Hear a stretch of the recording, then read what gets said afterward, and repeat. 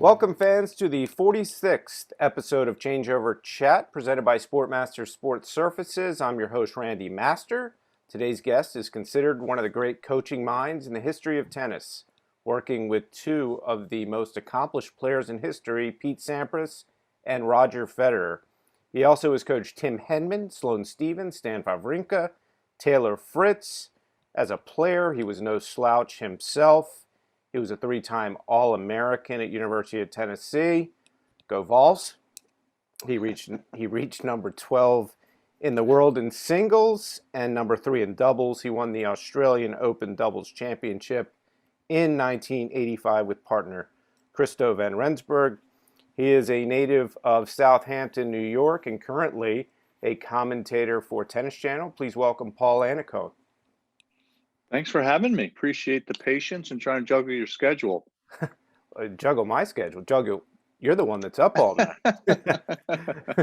For good reason, though. For good reason. Exactly. So I've been up all night, too. So I wanted to start, Paul, with your start in tennis, your rise through the ranks in the sport. First of all, when you were a kid, did you play a lot of sports, or were you focused solely on tennis? No, I did. Look, I grew up playing some basketball, a little bit of soccer, mostly basketball, a little bit of baseball as well. But then once I got into my early teenage years, I took the big plunge and went to Nick Bollettieri Tennis Academy. And then that was kind of the beginning of my serious journey. I spent 4 years at Nick's, and then, as you mentioned, 3 years at University of Tennessee, which were great years in my life, which without college, I don't think I would have been able to play pro tennis. So for me, college was a great stepping stone, and then was able to play for 10 years or so, and then been pretty fortunate since then to be able to coach some of the players you mentioned, and also to be able to do what I love. I mean, I've loved tennis. I've done it my whole life, and not many people get to say their work is what they love. So I'm pretty lucky. Yeah. So as a tour player, you played so many matches, important ones, thrilling ones, throughout your career. I wanted to focus on two, and I've been reading up on your 80, 85, 90, a lot of your matches throughout the years. Two stuck out. One I remember, one I didn't. So you played in the LA Open, 1985. You beat Stefan Edberg in the final 7-6, 6-7, 7-6. First of all, were there any breaks in that match? There were some breaks. But interesting circumstances, to say the least. You're supposed to play John McEnroe in the semis.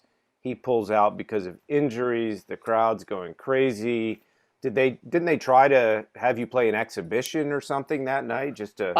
I actually don't even remember that. I remember John. I think John was sick. Okay. But I remember him not being able to play. But I don't remember them asking me to play an exhibition or anything. I just remember you feel a sense of relief, but also disappointment, because you're kind of really looking forward to playing, and obviously to play a great player like John, as big of a challenge as it would have been. It's always fun to play the best and see how you measure up. Yeah. Well, I don't want to bring up anything negative, and it's really not, but this guy, Mike Downey of the LA Times, do you remember him as a writer? He said getting Annacone instead of McEnroe in the final was like going to a Jackson's concert, finding out Michael couldn't make it. So I'm like, what an a-hole this guy is. But I don't know if you read it or not, but did you feel an extra sense of like, all right, I'm going to show these guys, or it didn't Not really. your mind? I don't remember reading that, but like I said, makes sense. It's a pretty fair analogy. I in retrospect, everything's much more clear and much more objective. But I don't remember reading that. And I don't really remember having any other sense of expectation, only a great opportunity in front of me. And this match with Stefan for me was a huge match because a couple of weeks earlier, this is when the LA tournament was right after the US Open. And a couple of weeks earlier, I lost to Mats Wilander in 4 sets in the US Open. And I remember not playing well in the 4th set and kind of not tanking, but going away mentally like a big sense of disappointment, because I had 2 set points to go up 2-1 against Vilander at the U.S. Open, which would have been a pretty terrific position to put myself in. I still could have lost anyway, but at least I would have had a big advantage. I lost a tough tiebreak in the third set, lost that match, was a little disappointed in myself Yeah. in terms of the mental effort in the fourth set. And so it really resonated during the Australian Open because I'm sorry, during the LA Open, because I remember saying, no matter what happens in any of these matches, I'm not going to do anything other than try to figure out how to play every single point. Forget everything that's just happened. All that matters is the next point. And I really needed that against Stepan in the finals because you could see by the score line, anything could have happened. There was a couple lead transfers back and forth. And he's such a great player that I knew I'd have to play unbelievably well mentally and physically. And so for me, it was all about the preparation and try to approach this final with that mentality. And fortunately for me, I was able to do that. And I won a really tough match. It's one of the most, really one of the most clear memories of my professional history because I remember it so vividly about the learning experience from the US Open and how I took that on. And now as a coach, I still look at that every time I'm with a player because I so admire the great professionals that can just play every single point. No one does it, in my opinion, no one does it like Rafael Nadal. Right. That mentality of every single point is all that matters. Yeah. And so that was a big learning curve. So I got through it and I was fortunate enough to win that title in Los Angeles. And one of my big fond memories. But no, I just didn't feel any I didn't feel any added pressure at the time. John's John. He was the sport. So I totally get it. But all I was thinking about was, okay, how can I find a way to play my best tennis in the finals? Yeah. Well, speaking of John, you played John in the '86 U.S. Open. This is a match I remember. You can't really speak with Paul Annacone without talking about that first round match. John gets you 6-1 in the first set, and you 6-1, 6-3, maybe 6-3. What was going through your mind, Paul? First of all, after that first set, were you thinking you were just going to get drummed in straights, or did you feel like there was something else happening? That's the thing about 3 to 5 set tennis is you can't ever really,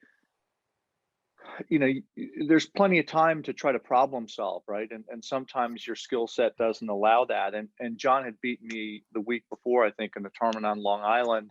But I'd had some success against John, and we'd played some close matches. So I knew that there was a possibility. Obviously, against a great player, you never want to get down like that. But John was coming off a layoff as well, and he wasn't playing as well as he could have been and as he was in years past. So I knew if I could kind of get my way into the match, I would be all right. And sure enough, I was able to do that and win in 4 sets. And I think I was one of the next couple guys to get seeded too. So I just missed being seeded. And so it was kind of a crappy draw, but I also felt it's probably not a great draw for him either. So, when you play a match like that, it's really about your mindset and what you do in the moments of adversity, right? You get drubbed the first set 6-1. And what do you think about? Well, all I thought about really was trying to take care of my service games and trying to figure out a way to pressure his second serve. And if I could take care of my service games, that would start to alleviate things. And I started serving better. And I think that freed me up. So it was a really big win. It was bittersweet because we're both New York guys, and I grew up a little bit, kind of watching John win majors, and we both come from New York. So it was a happy time, but it was also like, I want John to win when I wasn't playing him. So it was a little tormented. Yeah. Well, let's fast forward to many years after 1995. Pete Sampras is going through a really tough time with his coach, Tim Gullickson, who had been fainting, didn't know quite what was going on with him. He had to fly back from Australia. You're down in Australia. First of all, did you know Pete that well at that time? Because I know you had to kind of step in and take that role. Yeah, look, it was a really tough time. Pete and I had known each other for many years. I knew him right when he got on the tour as a 16-year-old. He traveled with his brother, and my brother actually was my coach. So we had that in in common, and we spent some time on the road together. And I was very good friends with both Tom and Tim Gullickson. Yeah. So, when Gully was sick, and they were trying to figure out what was going on, I had been watching Pete's matches during the tournament and seeing him and Gully every day, and we spent time together, so there was a common bond. And then when Gully got sick, and had to go home, Pete, had talked to Tim, and Tim and I, and we all talked, and Tim said, Pete and Tim kind of said, would you just stay on and kind of help out the rest of the tournament? And so I said, sure. I said, Gully, as long as you can tutor me through it, I'd be happy to. I'd done a little bit of coaching, but obviously when you're helping someone like Pete Sampras, it's a big difference. Yeah. So it was the whole goal was to make a really horrible situation as manageable as possible. And so I stayed on, and Pete ended up losing in the finals to Andre, but had a really great tournament, all things considered. And that was a beginning of a very exciting time in our coaching relationship, and a really sad time personally, because we both had to, watch Tim fight this horrible illness, which he did so bravely.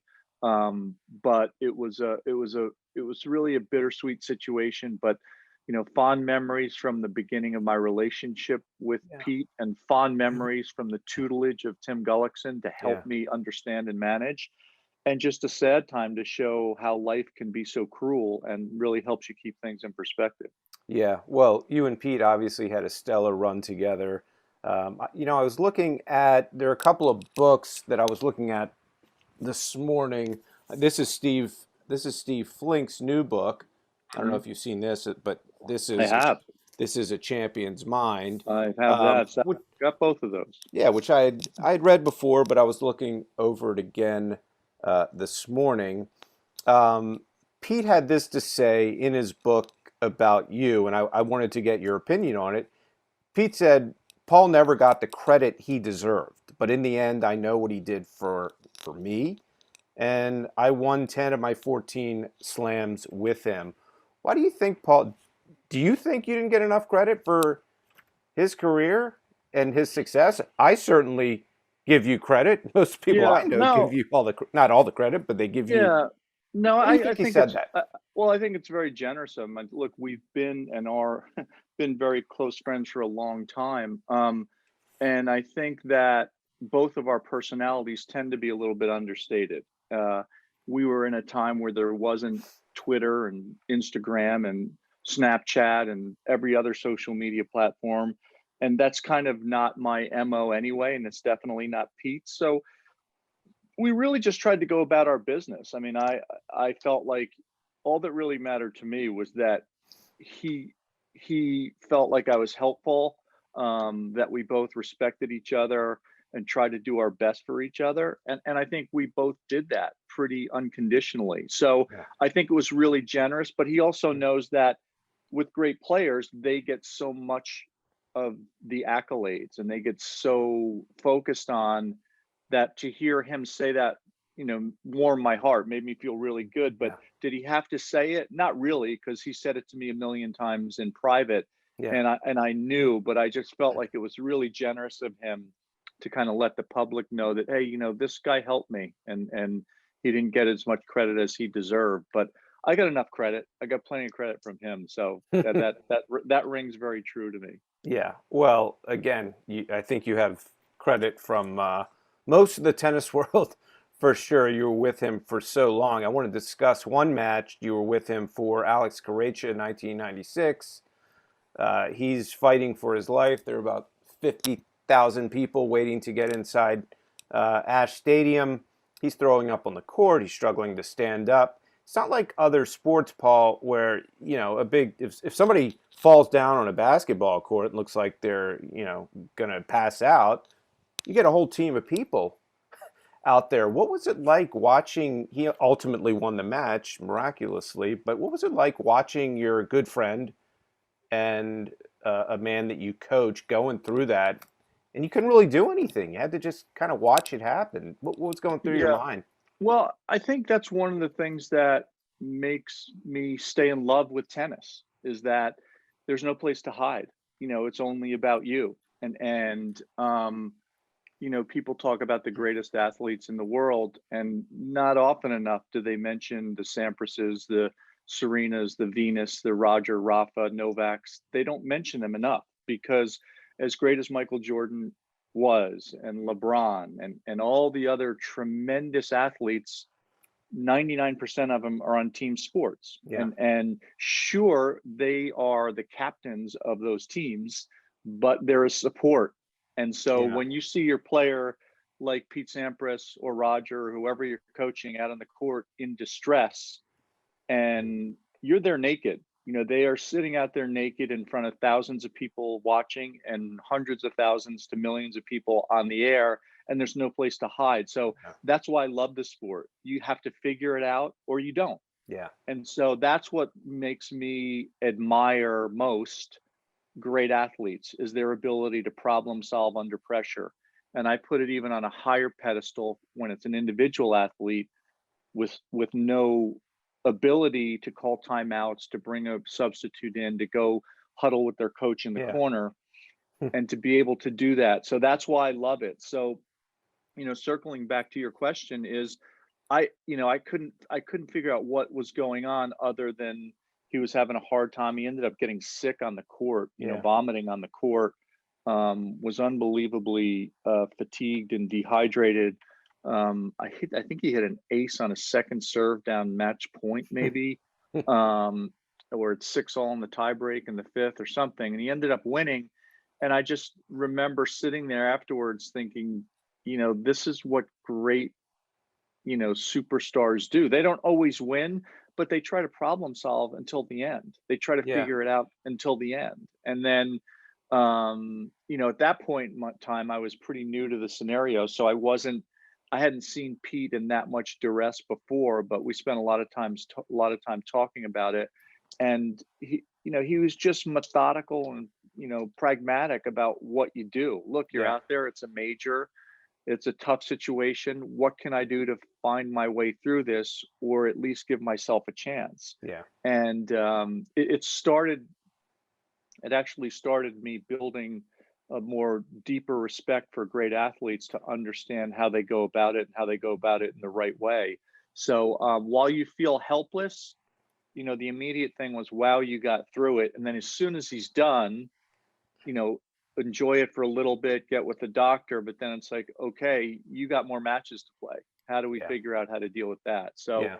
it was pretty bitter. It was pretty, I don't want to say it was bittersweet, but it was almost confusing at the time. All the excitement to deal with, but also figure out how to march forward. So it was pretty amazing. He did that a few times, and did that during the whole 2000 Wimbledon. He was injured that whole time.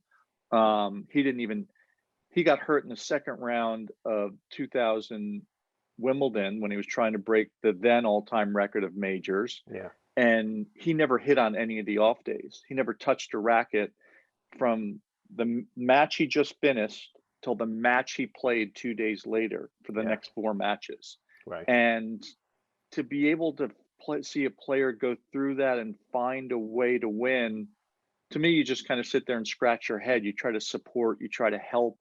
Your motivator when you need it. You're Mr. Optimist when you need it. You're Mr. Strategist when you need it. And that's why I love coaching tennis too. Sometimes you're the doctor, sometimes you're the father, you're the brother, you're the psychologist, you're the strategist. You have to figure out when to say what. And I've been fortunate to be able to try to do that with great players. So it really helps me a lot because of all of the players' ability to just focus at the task at hand. But those are two scenarios where Pete did stuff pretty phenomenal when there was a lot of adversity. And I learned a lot watching it. Yeah. Well, another guy that's dealt with some adversity and is a problem solver is a guy you started coaching in 2010. He's a little known player from Switzerland. His name's Roger Federer. That when you first started working with Roger, Paul, what did you think you could, a player that accomplished, and I'm sure you've been asked this question before, but what did you see that you could help Roger with, both tactically on the court and also mentally at that time? Because you helped him. He won a Wimbledon. He got to #1 in the world. So you played a major role. What did you see there? Yeah, well, that's whatever you, for me as a coach, whenever you're thinking about taking on a new charge or new player, you think about what do you want to do. And look, I had known Roger for many years when I coached Tim Henman for 4 years. I got to know Roger, and also when Pete was playing, Roger was starting. So I'd known Roger for a long time, and his agent and his team. And so when he first asked me, if I wanted to come and have a little trial period to get to know each other, I was excited, but also, in some ways you kind of go, okay, well, where does he go from here? What do you do from here? So the first thing we did was we spent a couple of weeks in Zurich, and we practiced and we went to dinners, and the first dinner was really about, okay, Roger, you've done so much. Tell me what you want to do. Tell me some of your goals, and where do we go from here, and we both talked about him trying to, at that point it was try to win another major and try to get back to the number one ranking. That was a result goal. Yeah. Okay. And then we, as a coach, I try to look at process orientation and let that drive the result. We know what the result goal is, that's out there, whatever, but what are we going to do to get there? And he was so receptive to, trying new things and really focusing on trying to get better. And that's one of the most amazing things about Federer. He's still doing that at 39. Yeah. I've never seen a guy that enjoys practicing so much and is so that's accomplished this much, yet he's open to new ideas. He's open, to figure out, okay, should I use a larger racket head? Do I not? What is that going to do? What is it not going to do? Should I start being more offensive and coming forward? Do I stay Yeah. back? He's very he was very open, which is really, to me, atypical of great athletes, because they're creatures of habit. Yeah. And when you win as much as they do, it's very difficult to change. And look, Pete would tell you this today. We talked a lot about him changing rackets, and changing strings as he got older, because it Yeah. was right at the beginning of the larger racket heads and the new technology. And he could never really get comfortable doing it. And he said, I wish maybe I was a little more open to that. Yeah. And there's a good reason that he wasn't. I totally get it. Pete had won 14 majors with what he had done. It's tough to all of a sudden go, okay, I'm going to use a bigger racket head. And so when you see Roger and his ability to listen and try things, it's one thing. Now, what I will say about Roger is you better be able to back up why you're doing it. He's not going to blindly go forward. So if I said, look, let's do this, and he wasn't totally sure why, he would say, well, what's the, like, why? How is this going to help? Yeah. You better be able to prove it, because they want to know. But he's very open, and really collaborative in his journey. So for me, the initial thing was, how do I win another major? How do I get back to number one? And in 2012, he was able to do both of those things, and also get a silver medal at the Olympics. And so, it was really a nice run. I mean, we stayed together almost 4 years, but kind of at the end of it was actually a great exit. We had a really nice conversation, and we both kind of looked at each other and go, okay, what do we do from here? And I said, well, what do you want to do? And we just talked about change and a new voice, and it was totally copacetic, because we had Yeah. talked about this from the beginning. I never wanted it to feel like, uh-oh, what do I do from here? And luckily, because I'd coached a lot before, it never felt like it was an exit due to huge disappointment. Yeah. Yeah. And I think we were in the same place. So that worked out really well. Look, I've been so lucky. I just have had really good people. And that's Yeah. why just about everybody I've coached is still the closest friends that I have as Yeah. well. Yeah.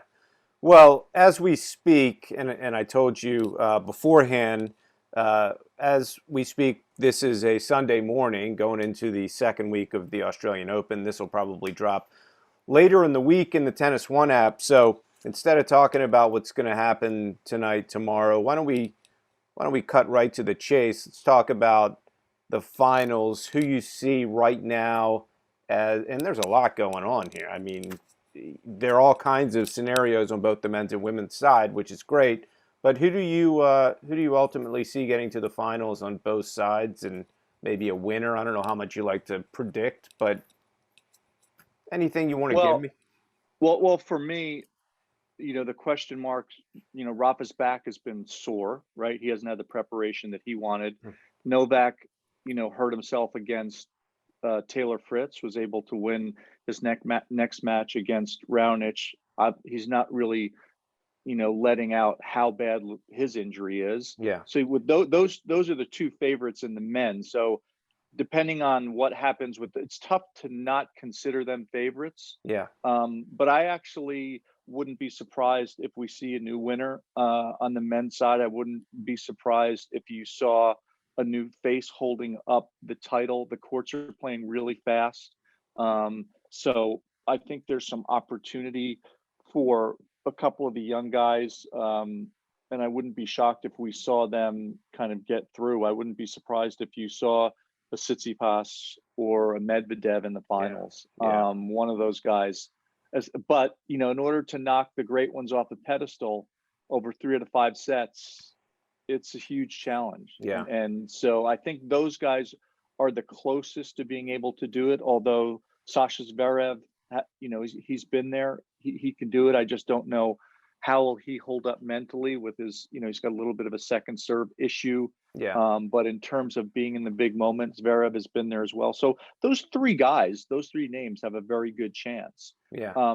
If Rafa or Novak get to the last 2 matches, it would be tough to bet against them. Yeah. But they're still vulnerable, I think, for the next round or two. And for the women, Serena has been amazing to me. It's probably the best I've seen her defend and move in quite some time. Yeah. She was terrific against Sabalenka.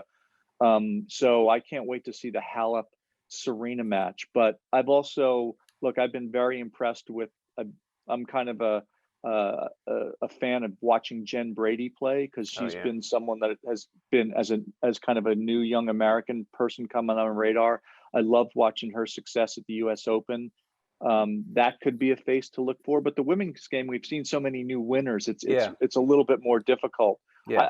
To me, the winner of the Serena Halep match is the favorite, but I wouldn't be shocked to see Jen Brady winning a few more rounds and putting herself in a situation where she's playing on the weekend. Yeah, that'd be nice to see. And also Mackie McDonald. I mean, he's got to play Medvedev, but great to see Mackie. He's a UCLA kid. I'm sure you probably know Mackie pretty well. Yeah, very well. Yeah.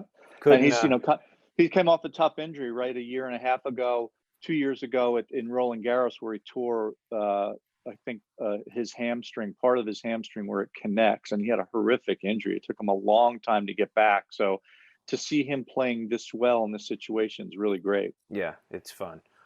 All right, Paul. Well, I'll let you go back to sleep. I mean, is that that couch back there looks? I mean, gonna have to have a little cat nap before the matches tonight. I'll tell you what. But listen, anytime. I really appreciate your flexibility. I know you got a lot on your plate, so thanks for being flexible with me. And anytime you want to chat, please feel free to reach out. All right. Thanks so much, Paul. Thanks. All right. Bye-bye.